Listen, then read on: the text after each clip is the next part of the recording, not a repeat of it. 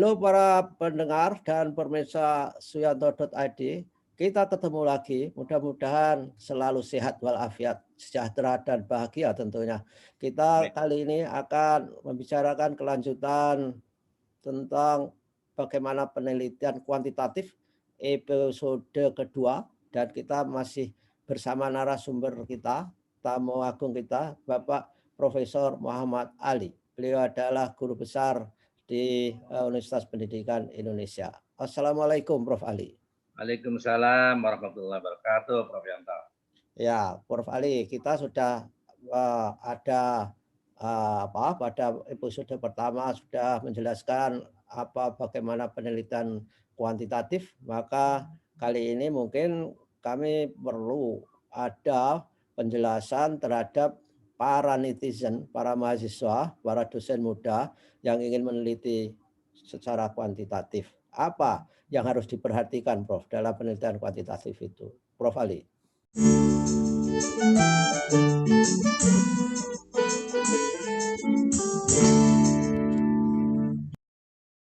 Oke, terima kasih Prof. Yanto. Jadi sebetulnya dalam penelitian kuantitatif itu ada beberapa hal yang harus diperhatikan. Karena penelitian kuantitatif itu kan seperti pada sesi yang lalu sudah kita bicarakan, itu ada keterbatasan dari segi lingkup atau skop dari penelitian itu sendiri. Nah, juga ada hal yang harus diperhatikan, yaitu agar kita memperoleh kesimpulan yang valid, baik secara internal maupun eksternal. Eksternal. Jadi, pada sesi ini saya akan menjelaskan bahwa untuk menghasilkan kesimpulan yang valid secara internal, itu salah satu hal utama. Nah, ini saya katakan utama. Yang harus diperhatikan adalah instrumen penelitian yang digunakan. Jadi instrumen itu harus benar-benar memenuhi kriteria-kriteria yang selalu saya katakan berlaku secara universal, bukan hanya berlaku secara nasional, apalagi lokal. Nah, apa kriteria-kriteria dari sebuah instrumen atau alat untuk mengumpulkan data dalam penelitian kuantitatif? Nah, ada beberapa parameter yang harus diperhatikan, yaitu pertama parameter objektif, itu. Yang kedua adalah parameter valid. Oke. Jadi validity. Kemudian atau kesahihan. Yang ketiga adalah parameter reliability, reliable. Ya. Itu atau keandalan. Andalan. Yang ketiga, yang keempat adalah parameter khusus untuk instrumen-instrumen yang menghasilkan angka terutama yang berkaitan dengan hasil pengukuran seperti skala atau tes, itu apa yang disebut dengan discriminating power atau daya pembeda dari item-item yang ada di instrumen itu. Nah, sekarang apa yang dimaksud dengan bahwa instrumen itu harus objektif? Objektif itu kan artinya sesuai dengan objeknya atau sesuai dengan objektifnya, tujuannya. Nah, itu. Jadi artinya apa yang kita gali itu bukan persepsi kita sebagai peneliti, tetapi persepsinya atau pendapatnya atau kemampuannya atau kompetensinya orang yang kita kumpulkan datanya. Nah, itu. Nah, oleh karena itu indikatornya kita bisa melihat dari apa yang disebut dengan bahwa item-item yang kita kembangkan itu adalah berdasarkan tujuan dari penelitian itu sendiri. Ya. Gitu. Kemudian yang kedua itu valid. Valid itu apa sih? Valid itu secara sederhananya sesuai. Jadi valid is relevance gitu. Sesuai dengan apa? Nah, ini yang menjadi pertanyaan. Ya. Sesuai dengan apanya kan? Nah, ada beberapa hal, yaitu pertama, sesuai dengan variabel yang akan kita kumpulkan datanya. Itu satu. Yang kedua, sesuai dengan konsep yang kita gunakan di dalam mengukur itu sendiri. Itu di dalam melakukan pengukuran. Itu.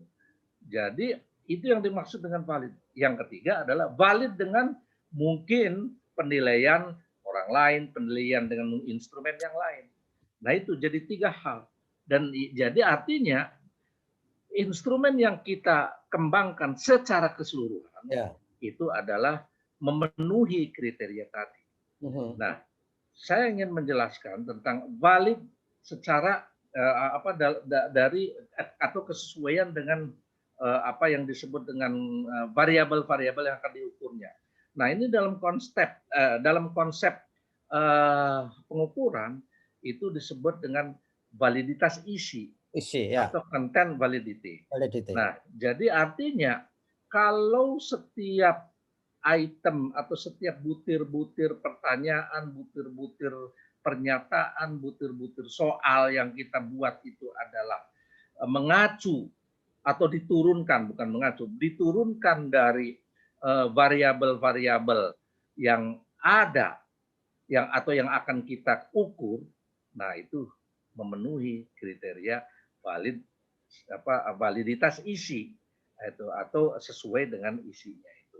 Nah, caranya bagaimana? Ya tentu ketika kita membuat blueprintnya atau kisi-kisinya itu kita mengelaborasi variabel ini, domainnya apa saja, kemudian dari domain itu diinikan lebih elaboratif lagi sub domainnya, kemudian baru dari subdomainnya itu apa sih indikatornya, kemudian baru setelah indikatornya baru kita tuangkan butir-butir soalnya. Nah, itu namanya validitas isi. Ya. Nah, yang kedua ada valid dari segi konsepnya. Nah, itu di dalam konsep pengukuran disebut dengan validitas konstruk. Nah, itu. Ya. Jadi artinya kalau saya mengukur sikap, apa sih dalam secara konseptual dalam psikologi ini tentu ya, itu apa sih konstruk apa sikap itu apa? Nah, katakanlah misalnya sikap terhadap sesuatu apa saja yaitu. Nah, sikap terhadap sesuatu itu secara konseptual itu apakah apa gitu. Nah, nanti dielaborasi itu sikap itu. Kemudian baru sama dengan tadi itu di dalam blueprintnya itu dielaborasi sampai kita turunkan sehingga benar-benar apa yang dilakukannya itu, apa yang dikembangkan itemnya itu adalah sesuai dengan konsepnya itu. Nah, atau valid yang disebut dengan apa yang dikaitkan dengan hasil pengukuran dengan instrumen yang lain, mengukur aspek yang sama, yaitu yang disebut dengan validitas concurrent. Tapi concurrent itu ada 2 macam. Jadi concurrent itu bisa dari hasil penilaian dengan instrumen atau penilaian orang lain atau pihak lain, atau validitas yang dikaitkan dengan menggunakan instrumen yang lain. Nah, itu concurrent. Oh ya, sorry, satu lagi ada validitas yang disebut dengan valid untuk memprediksi atau yang disebut dengan predictive validity. Nah, itu. Jadi ada 4 jadi sebetulnya. Jadi ada validitas isi, validitas konsep, validitas concurrent, dan validitas validitas prediktif. Nah, validitas prediktif itu artinya apa? Ini terutama untuk tes. Ya. Untuk tes itu biasanya itu digunakan validitas prediktif itu. Jadi artinya misalnya dengan kalau dia memperoleh hasil tes tertentu, dia diprediksi nanti kalau dia misalnya untuk kuliah atau apa itu keberhasilannya seperti apa, itu predictive validity. Ya. Biasanya tes-tes yang kita alami dulu misalnya ada TOEFL, GRE itu predictive validity-nya tinggi itu, Prof. Yanto itu. Makanya universitas itu sangat mengandalkan hasil-hasil itu. Oh, hasilnya sekian, ini diharapkan bisa menyelesaikan program master, doktor di luar negeri dan sebagainya. Nah, ini yang disebut dengan konsep. Jadi artinya konsep tentang validity itu adalah penafsiran kita terhadap instrumen. Ini yang kadang-kadang keliru. Jadi validitas diukurnya dari itemnya. Nah, itu yang kadang-kadang keliru itu. Jadi sebetulnya konsep validity itu adalah validitas terhadap validitas suatu instrumen, terutama penafsiran kita itu tadi. Yang kedua juga sama dengan validitas, yaitu penafsiran terhadap instrumen itu yaitu reliable. Reliable itu apa? Reliable itu artinya apa kalau valid itu artinya sesuai, kalau reliable itu artinya konsisten. Ya, bisa Konsisten. dipercaya.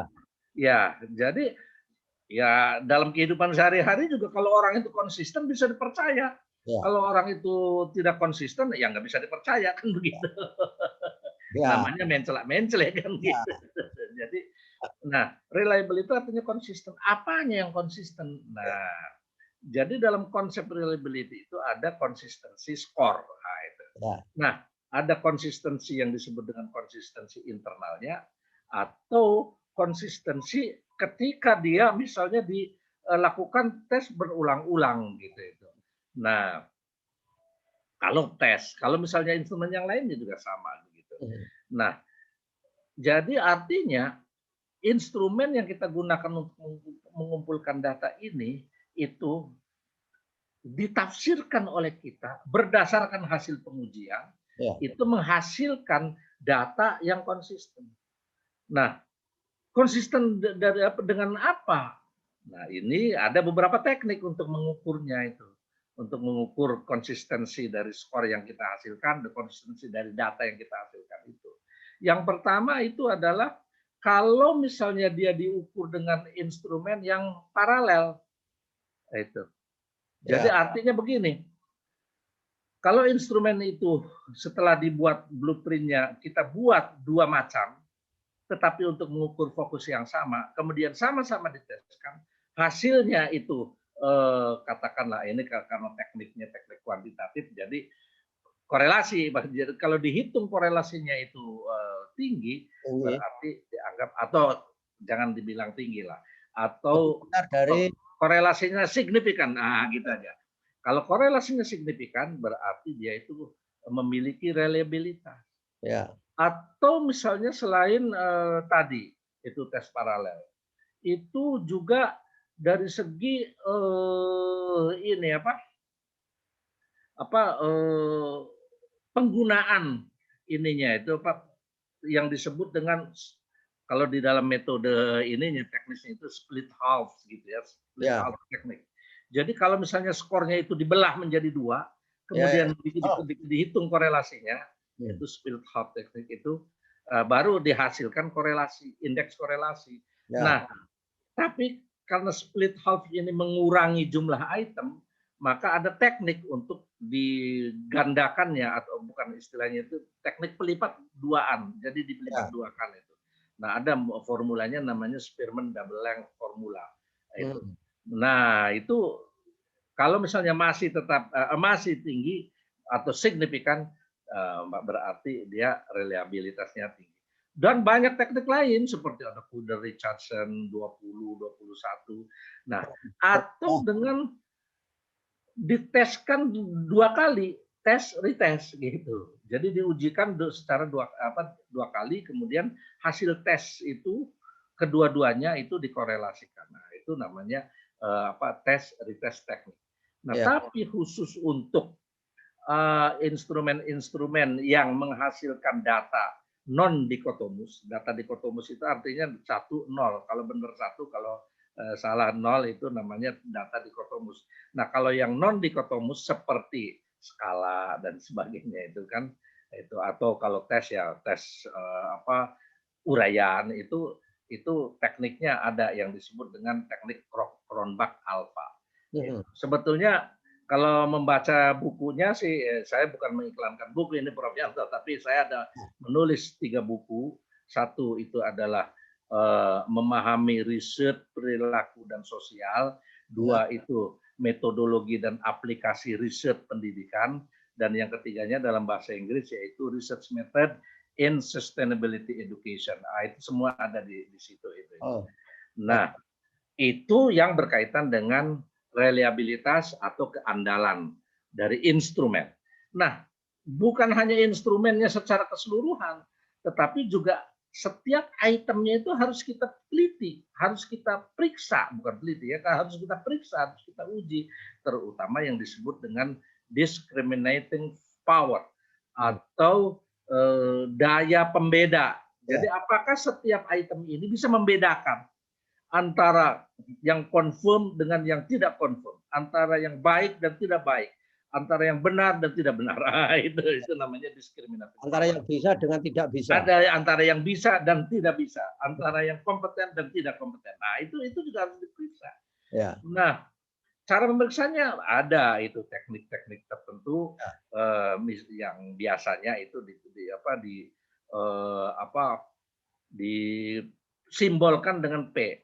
P Ya. itu proporsi. Proporsi. Jadi nanti dipisah antara. Jadi kalau hasil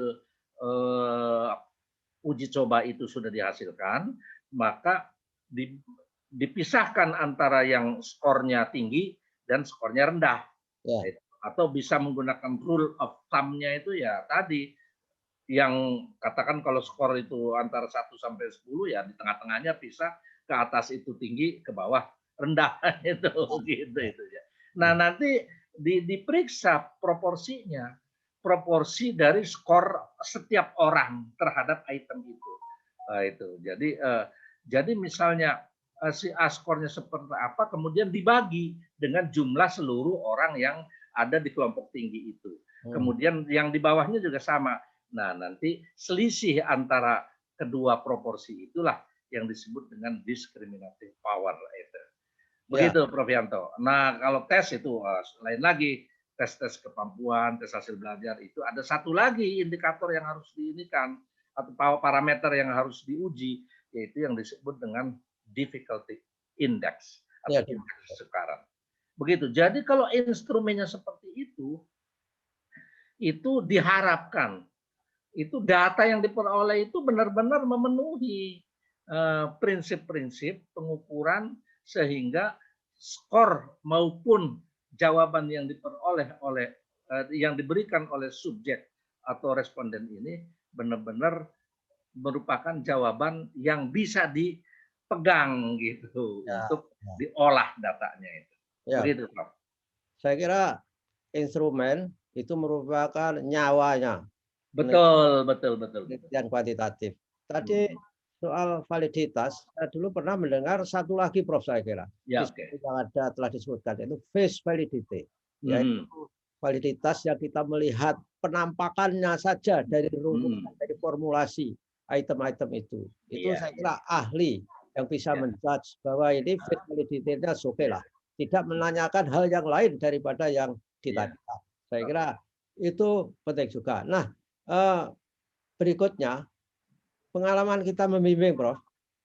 Sama saya, mahasiswa itu kadang-kadang kalau membuat instrumen itu tiba-tiba saja datang dengan item-item indikator, nggak tahu dari mana datangnya indikator itu, nggak tahu teorinya yang mana. Itu kan harus kita arahkan supaya semua indikator itu ada basis teorinya. Dari mana datangnya indikator sehingga diterjemahkan ke dalam item itu benar-benar mengukur konsepnya atau mengukur konstruknya. Bukankah begitu, Bro? Betul. Jadi makanya saya katakan, memang kalau kita akan mengembangkan instrumen itu harus dibuat blueprint. Cetak birunya itu harus dibuat dulu gitu, sehingga dia tahu, atau sehingga yang menilai pun tahu bahwa oh ternyata variabel ini itu memiliki domain ini. Kemudian setiap domain mungkin ada subdomainnya apa-apa aja. Kemudian setiap subdomain itu ada indikator. Indikator-indikatornya dan item itu dituangkan untuk mengukur indikator tadi. Nah, jadi tidak bisa ujug-ujug dalam bahasa Jawa gitu ya. Tiba-tiba datang instrumennya. Jadi instrumen itu harus benar-benar itu merupakan elaborasi atau merujuk kepada indikator. Jadi setiap item itu merujuk pada indikator, indikator merujuk kepada subdomain item, subdomain variabel, dan variabel domain subdomain ini merujuk kepada domain variabel, dan domain variabel ini adalah merupakan elaborasi dari variabel tadi. Nah, tentu itu harus ada dasar konsepnya, dasar teorinya. Gitu, bukan hanya sekedar merawang begitu saja gitu. Datang dari langit. Nah, tidak begitu. Prof, kalau ada penelitian kuantitatif yang menggunakan instrumen yang sudah baik yang terkenal dan sudah divalidasi memiliki reliabilitas yang tinggi. Mana itu resepnya? Bisa dipakai tidaknya itu, Prof? Bisa.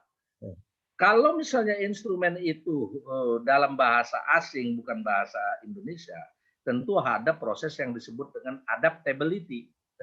Gitu. Ya. Jadi diadaptasi dulu ke dalam bahasa Indonesia, sebab bisa saja pertanyaan atau butir-butir pertanyaan pernyataan dalam bahasa Inggris ini diterjemahkan secara tidak tepat.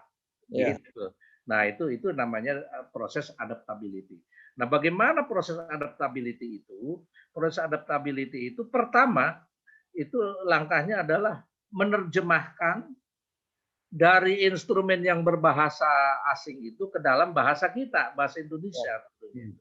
Kemudian oleh orang yang ahli ini dikembalikan lagi, diterjemahkan ke dalam bahasa Inggris tanpa melihat aslinya. Nah, kalau ternyata terjemahan balikannya itu sama, nah berarti dia sudah adaptability-nya itu sudah benar-benar bagus gitu.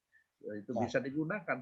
Nah, tapi tentu kan mereka kalau misalnya diadaptasinya itu dari instrumen asing, kan sampel ketika menguji cobanya kan orang asing. Bisa saja persepsi maupun apa yang mempengaruhi jawabannya itu berbeda. Nah, ada baiknya diuji coba lagi di sini untuk dihitung validitas dan reliabilitas. Begitu Prof Yanto. Jadi sebetulnya tidak ada masalah kita menggunakan. Pertanyaannya bagaimana kalau sudah dalam bahasa Indonesia? Kalau memang tahu dia bahwa ini dan ada atas izin, yang bahasa Inggris pun sama itu, ya. Yang bahasa asing pun sama. Harus seizin orang yang ini, kecuali dia memang sudah dipublikasi secara free. Misalnya ada buku bahasa asing itu namanya social research kalau tidak salah itu dia menghimpun sejumlah instrumen-instrumen penelitian sosial. Itu ada puluhan, ada bukan puluhan, ribuan itu boleh itu karena dia free, tidak perlu pakai izin itunya itu. Tapi kalau misalnya itu kan property right. Nah, jadi kalau misalnya diizinkan untuk instrumen-instrumen tertentu yang tidak dipublikasi itu harus minta izin. Dan itu lebih menghemat. Yang namanya akademisi itu begitu, Prof, jujur gitu kita. Kalau punya orang lain ya kita minta izin gitu. Tidak hanya mencuri begitu saja gitu. Karena filosofinya kan kalau ilmuwan itu boleh salah tapi nggak boleh bohong. Betul. Nah, kan begitu. Nah, jadi kejujuran itu, integriti itu benar-benar harus dipelihara gitu. Ya betul, Prof.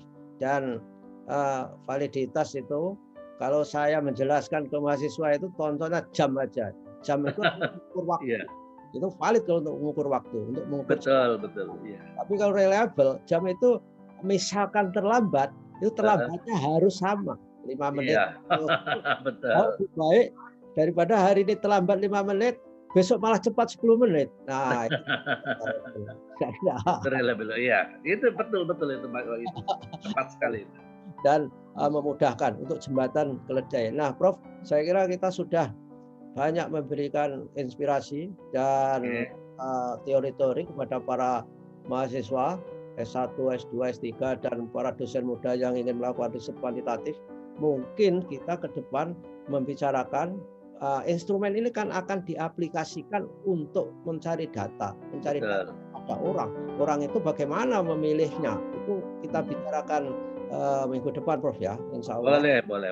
Dan begitulah, saudara-saudara, para penggemar suyanto.id, kita akan datang lagi di episode 3, akan berbicara mengenai bagaimana memilih sampel dari populasi agar instrumen kita itu bisa mengumpulkan data sebagaimana seperti yang kita harapkan. Terima kasih Prof Ali atas. Sama-sama Prof Yanto. Mudah-mudahan selalu sehat. Amin. Wassalamualaikum warahmatullahi wabarakatuh. Waalaikumsalam warahmatullahi wabarakatuh.